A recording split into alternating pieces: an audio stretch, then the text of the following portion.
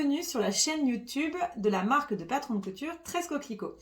Je suis Fanny, créatrice de la marque Tresse Coquelicot, et sur cette chaîne YouTube, vous pourrez avoir accès à tous les tutos vidéo que je vais proposer pour chacun des patrons qui va sortir.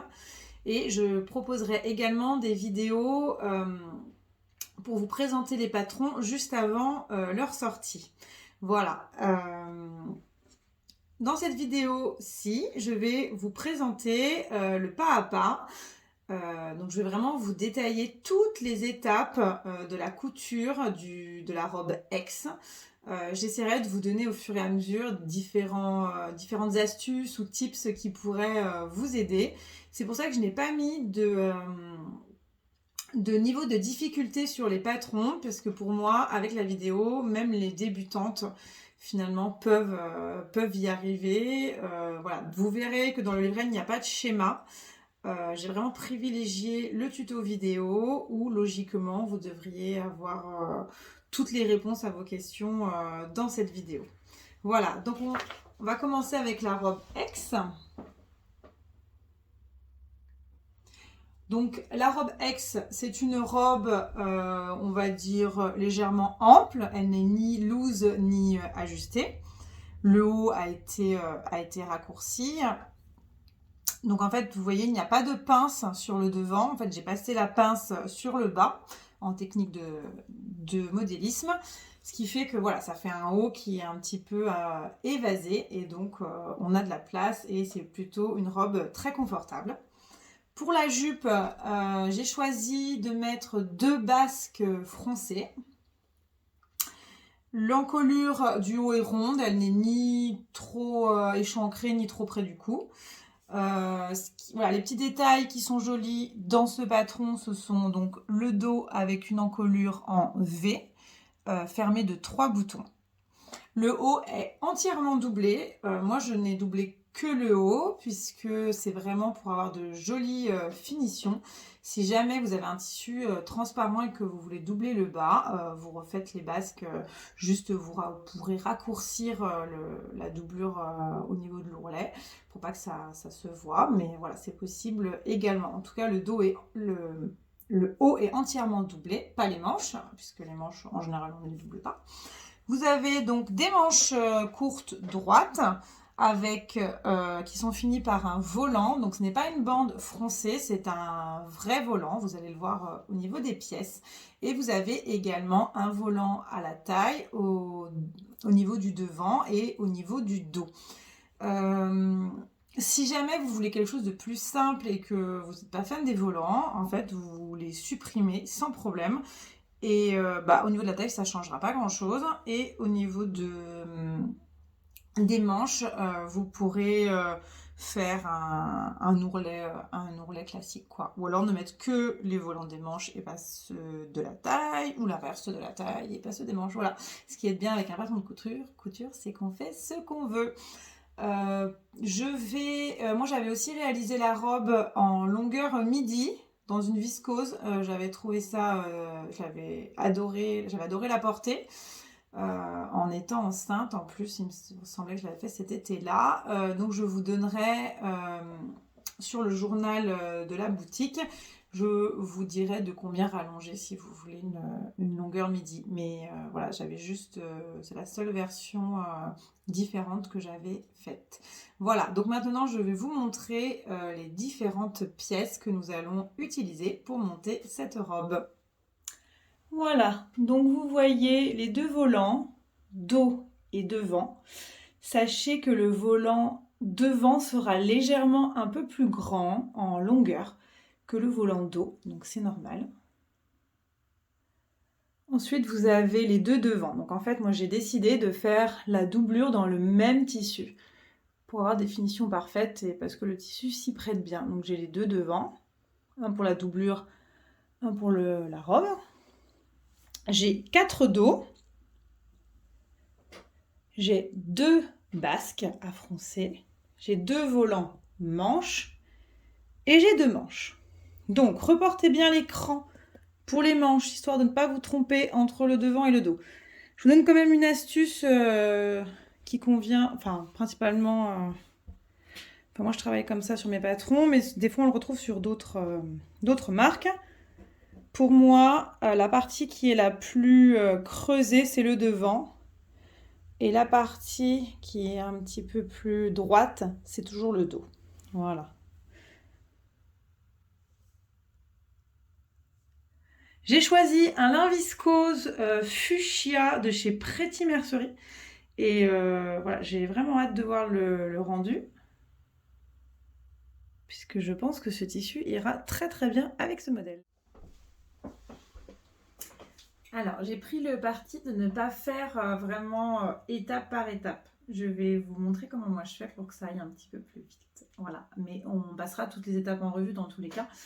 Moi, ce que j'aime bien faire, c'est que déjà j'épingle toutes les coutures que je peux faire. Et après, je vais tout coudre et ensuite je vais tout repasser. Et on a déjà pas mal de pièces après qui sont prêtes et qu'il faut juste assembler. Donc, je vais vous montrer par quoi on va commencer. Donc, tout d'abord, nous allons épingler le haut du dos et le côté avec le devant. Donc, on va faire ça 2 fois, donc les 2 dos sur un devant et encore une fois avec les 2 dos sur un devant qui sera la partie doublure. Il faut toujours assembler endroit contre endroit vos coutures, je dis ça pour les débutantes. Voilà, donc on va déjà faire ça. Je vais assembler aussi les 2 volants, dos et devant par chacun des côtés. Donc toujours pareil, endroit contre endroit sur les 2 côtés. Je vais faire pareil avec le volant manche. Avec chaque volant, je vais prendre les 2 petits côtés et je vais épingler endroit contre endroit. Comme ça, après, on aura notre volant qui sera fini. Et je vais faire pareil pour les manches. Donc vous voyez que mon tissu il n'est pas du tout contrasté, hein, donc vous n'allez pas pouvoir différencier l'endroit de l'envers, c'est pas grave, je vous dirai toujours où j'en suis. L'idée quand vous avez un tissu comme ça, pour ne pas vous tromper, alors des fois vous avez vraiment des tissus où il n'y a pas d'endroit, pas d'envers. Des fois c'est vraiment au niveau de la trame du tissage où on voit quand même une petite différence. Des fois les deux sont acceptables, donc vous choisissez le côté qui vous plaît le mieux. Par contre après il ne faudra pas vous tromper en fait. Là, il faudra bien, au niveau des manches, différencier quelle est la partie dos, quelle est la partie devant. Donc, il y a plusieurs techniques pour celles qui ont peur de se tromper. Vous pouvez soit vous prenez une craie blanche et vous faites une petite croix, une petite marque au niveau du dos de toutes vos pièces. Comme ça, vous savez quel est le dos. Voilà. Donc, moi, c'est la plus simple. Je sais que certaines passent un petit fil blanc, pareil, au niveau du dos pour vraiment reconnaître chaque partie. Ça, ce sont les petites astuces si vous avez un tissu comme celui-ci qui est vraiment totalement uni des 2 côtés. Voilà, c'est un petit peu plus dur de se repérer, mais avec des techniques, on s'en sort.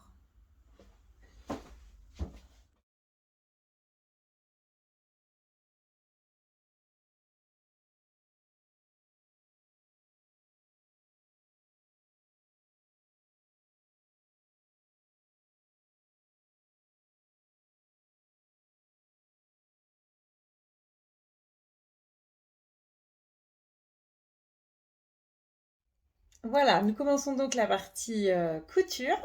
Donc, moi, je règle toujours mon point sur 3. Ma machine le met directement sur 2,5, mais je trouve que 3, c'est un petit peu moins serré. Ensuite, il faut toujours adapter votre aiguille à votre tissu. On va faire un petit point là-dessus parce que c'est pas forcément évident. Donc, je vais vous montrer ce que j'ai. Donc, en général, si vous avez un tissu très fin, un tissu viscose très fin, moi j'utilise des aiguilles. Bon, j'utilise que des aiguilles Bohin parce que ce sont mes préférées. D'ailleurs, je les achète directement sur le site, parce qu'il n'y a pas toujours tout au magasin. Et je me semble que les frais de port sont gratuits. Donc voilà, je prends des boutons à recouvrir aussi, d'ailleurs, qu'on utilisera pour la robe, je le montrerai. Donc voilà, donc je prends les 60. Alors là, vous êtes à l'envers, pardon. Mais je prends les 60 pour un tissu, une viscose très fine. Là, pour mon projet, qui est un lin viscose, qui est plutôt d'une épaisseur fine à moyenne, je vais rester sur mon aiguille qui était une 70. Je pense qu'une 80 pourrait aller aussi, mais je resterai quand même plutôt sur une 70. Un petit peu plus épais, vous pouvez passer au 80. Et tout ce qui est plus manteau, jean, vous êtes plus sur du 90, 100. D'ailleurs, voilà, vous avez des aiguilles des fois spéciales où il y a écrit jeans dessus. Et c'est des 90 et des 100. Il existe aussi des aiguilles stretch qu'on utilise pour coudre le jersey. Voilà. Ensuite, donc là, moi j'ai mis une 70, je pense que ça ira. Ma canette est prête, ma bobine est dedans. Moi, pour ramasser mes aiguilles, j'aime bien utiliser un aimant. Je trouve que c'est hyper pratique. Et pourtant, j'en mets quand même parfois un peu partout. Donc, heureusement que j'ai l'aimant. Comme ça, hop, je les mets sur la table et elles sont directement attirées par l'aimant. Et pour couper mon fil, des petits ciseaux, c'est très bien. Mais moi, vraiment, ce que je préfère, c'est le coupe-fil. Je trouve que c'est ce qui coupe le mieux.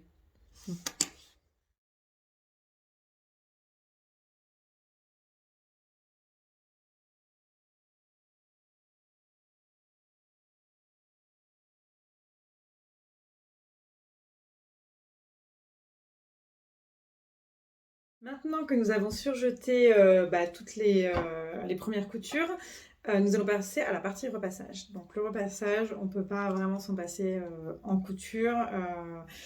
L'idée en fait c'est quand vous avez de votre couture, vous allez venir, donc hop, ça c'est le volant manche, vous allez venir avec votre fer écraser, on peut voir, voilà, aplatir votre couture en venant écraser entre les deux bords. Comme ça, après, ça fera de jolies finitions.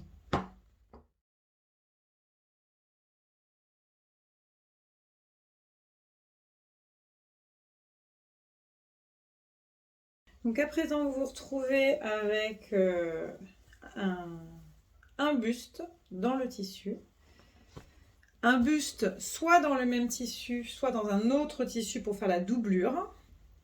Quand j'avais fait ce modèle pour la marque de prêt-à-porter Tres Coquelicot, j'avais fait donc dans une viscose fleurie le tissu principal, mais j'avais pris un voile de coton rose clair pour la doublure, donc complètement différent. Mais là, je me suis dit que ça me donnerait un peu de... Voilà, ensuite, vous avez...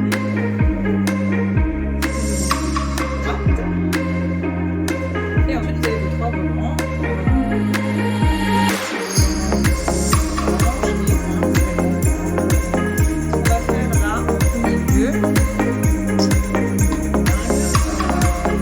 Ça va être d'assembler le dos avec le buste, tissu avec le buste doublure. Donc là, peu importe lequel pour moi. Et on va venir assembler endroit contre endroit. Donc vous avez votre premier buste qui est à l'endroit et vous allez remettre votre autre buste qui sera face à vous, qui sera à l'envers forcément. Vous venez épingler le long de toute l'encolure devant et le long des épaules et le long de toute l'encolure dos, donc jusque là. Ensuite, on va cranter, je vous montrerai moi comment j'aime bien cranter le surplus de couture et de tissu. Et ensuite, on va coudre et ensuite, on fera les boutonnières avant de poser le volant et la basque. Ce sera beaucoup plus simple de le faire avant plutôt qu'à la fin. Avant de repasser donc les coutures, je vais vous montrer, je vais dégarnir les angles. Donc déjà, voilà, je coupe. Alors j'ai fait attention de ne pas prendre évidemment la couture. Hop, je dégarnis les angles. Ensuite, ce que j'aime bien faire aussi, c'est couper les petits bouts. Voilà, comme ça, ce sera moins épais quand vous allez devoir retourner. Voilà. Donc, je le fais des deux côtés.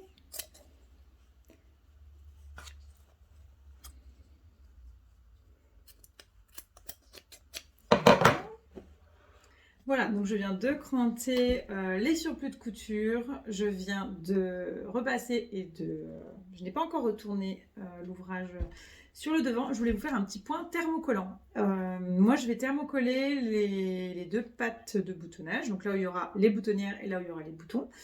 Avec mon tissu, c'est pas indispensable parce qu'il a une bonne tenue, mais bon, je le fais systématiquement quand même pour être sûr qu'il n'y ait pas de problème.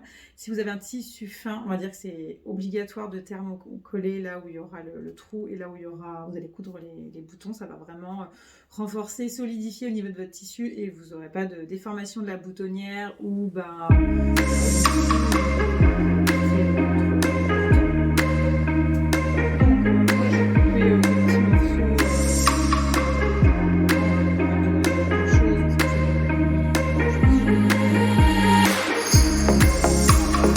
des petits bouts et je vais venir hop, sur les dos. Donc après j'ai, on va dire, peu importe si c'est sur l'avant ou sur sur la partie doublure, et je vais venir appliquer mon thermocollant des deux côtés avec mon fer à repasser. Voilà, pour rigidifier là où je vais faire les boutonnières et poser les boutons. Je vais vous parler des thermocollants que j'utilise parce que c'est vrai que c'est pas évident de trouver des bons thermocollants.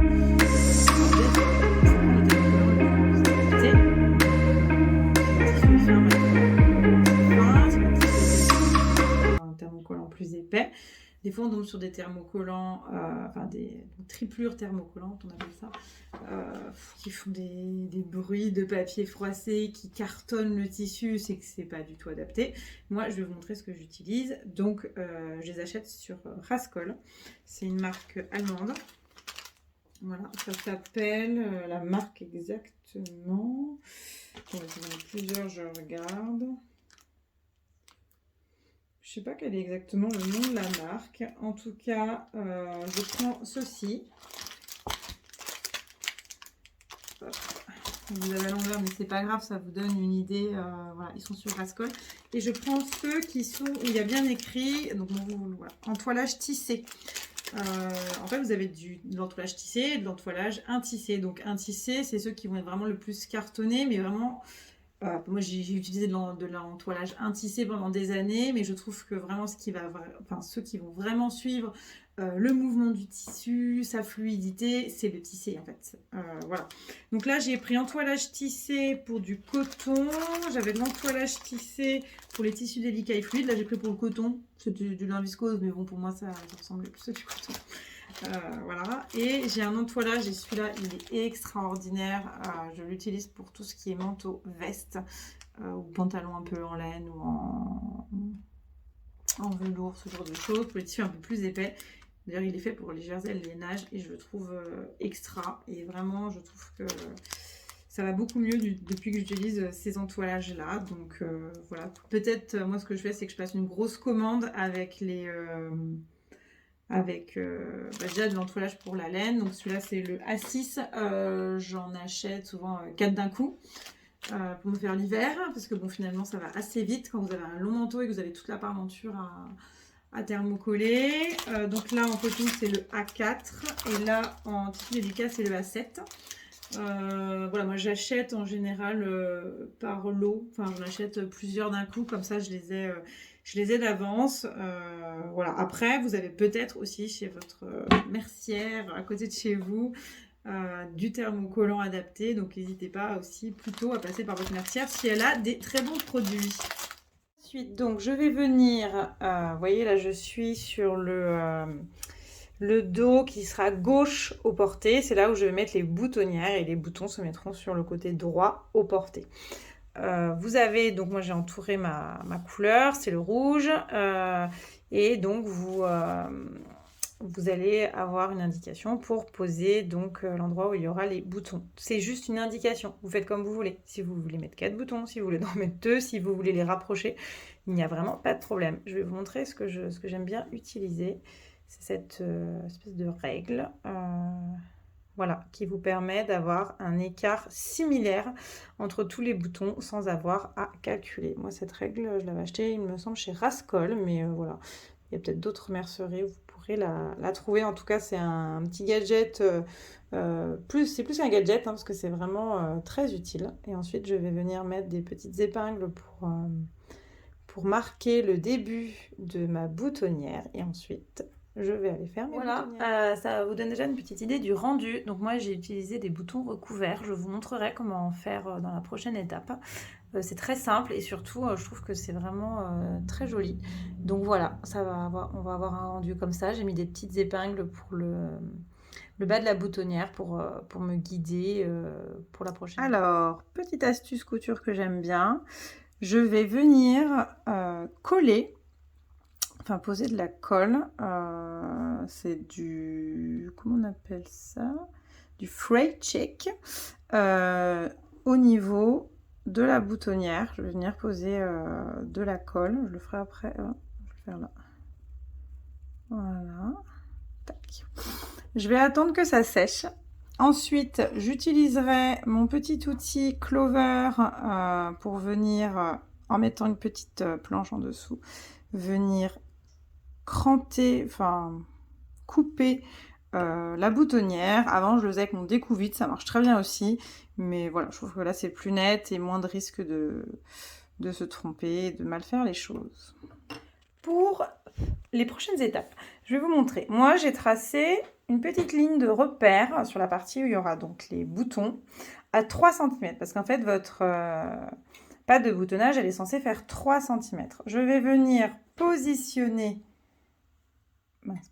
l'autre, donc la pâte de boutonnage. Après, vous pourrez enlever les repères avec votre doigt si vous faites ça avec une craie sans problème ou avec un stylo friction.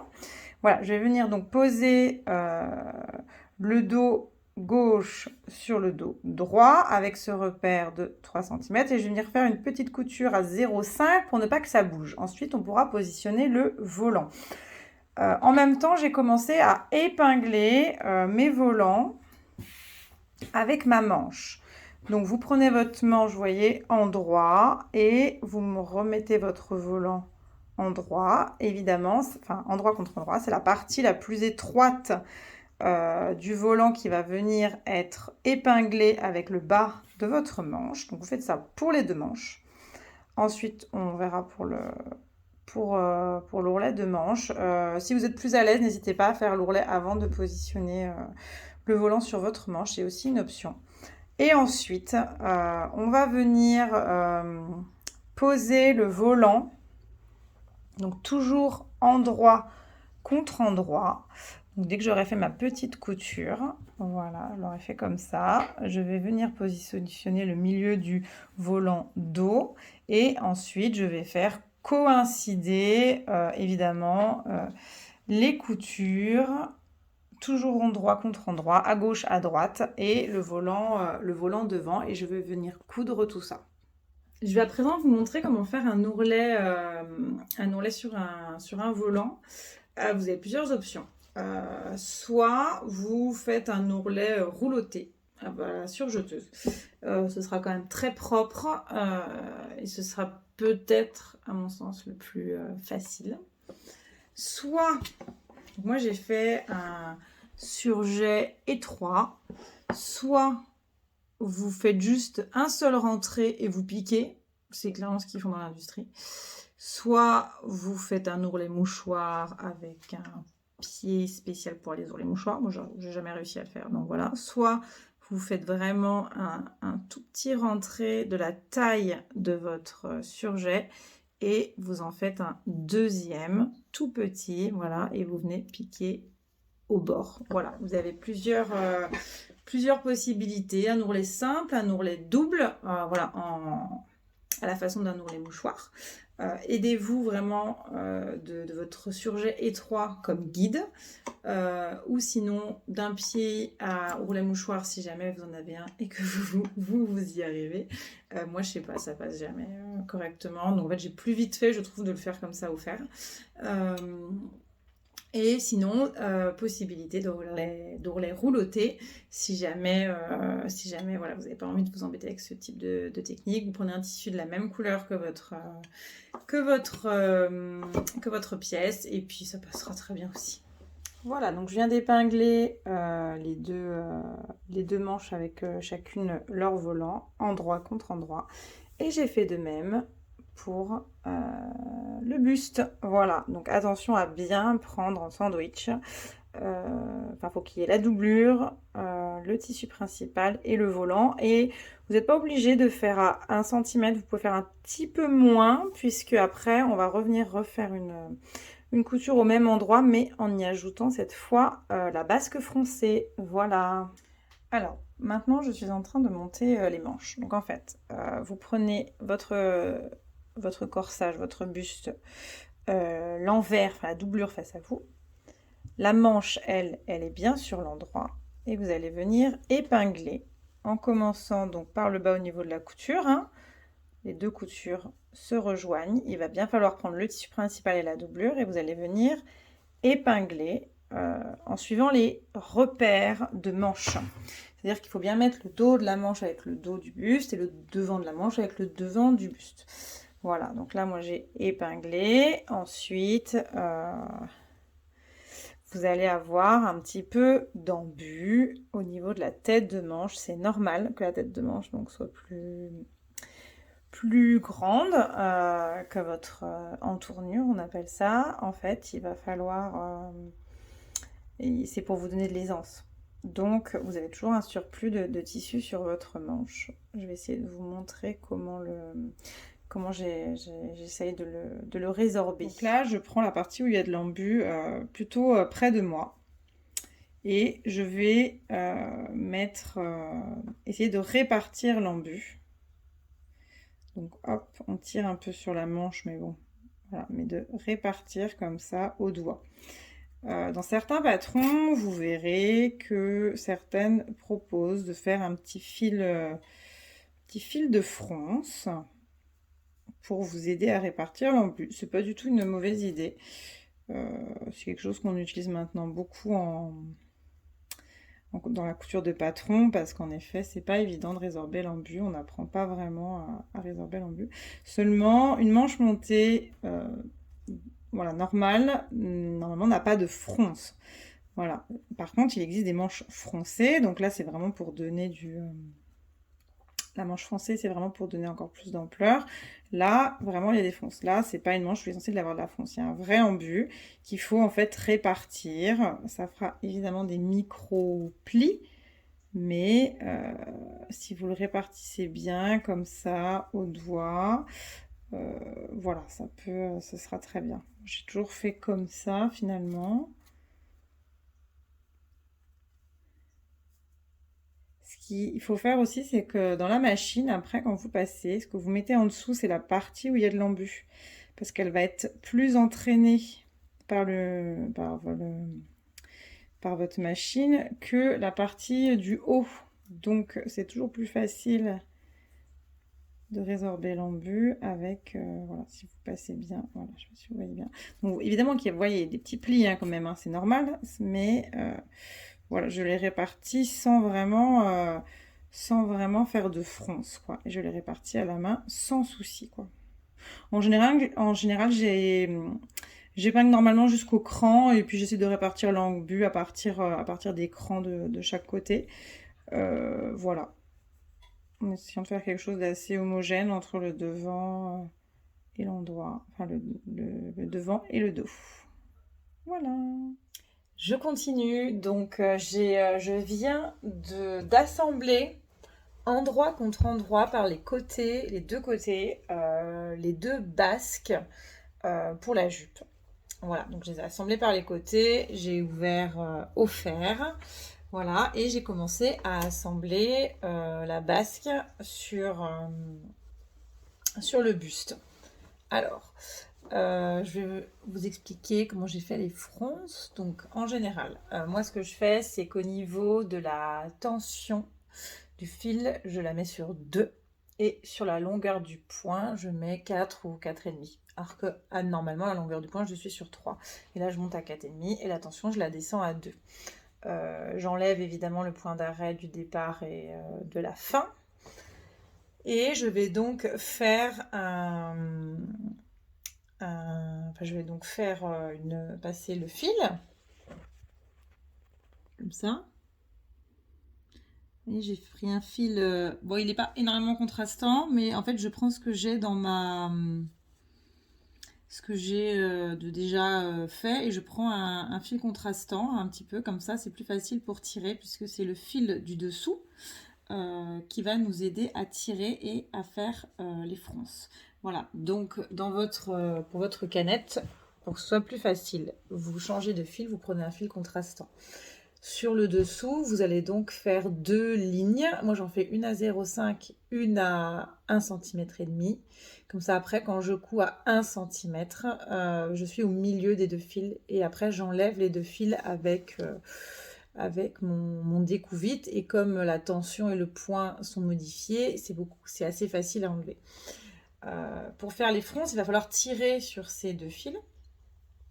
Soit des 2 côtés, soit d'un seul côté. Enfin, voilà, là, j'ai commencé par un seul côté.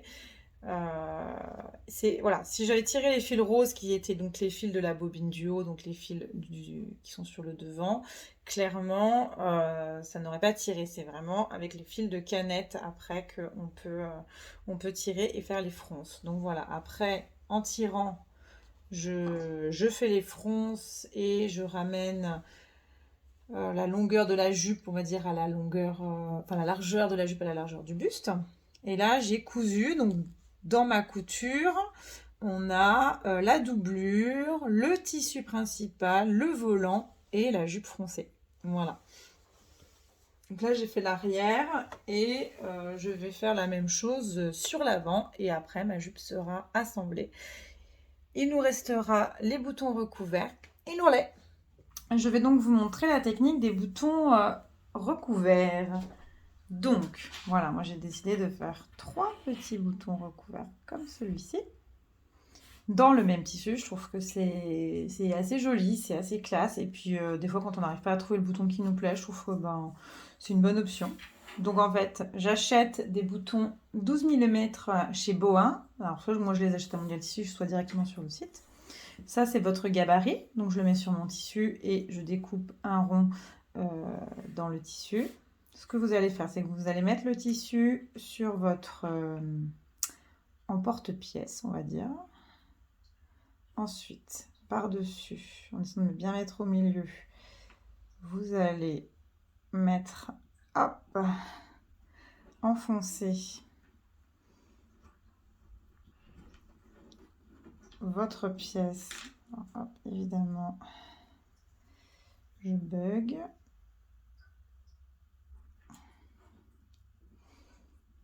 Voilà. Je pousse, c'est plus facile. Ensuite, vous repliez les bords du tissu comme ceci. Tac. Vous allez mettre par-dessus le petit,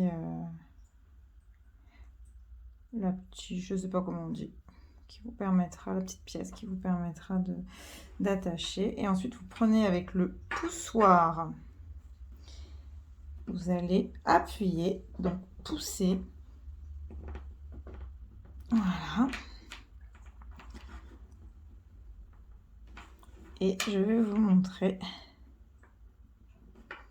que le bouton, hop, est fait. Et vous n'avez plus qu'à le coudre. Et voilà, on arrive sur la fin. Je vais vous montrer vite fait mon ourlet. Donc en fait, moi je prévois souvent des ourlets de 3 cm. Donc je fais un rentré d'1,5. Je passe le fer un peu partout. Et ensuite, je replie. Je fais 2 plis en fait. Je replie encore d'1,5. Et puis après, je viens piquer tout le long du bord. Et voici ma jolie robe ex terminée. Je vous la montre en entier.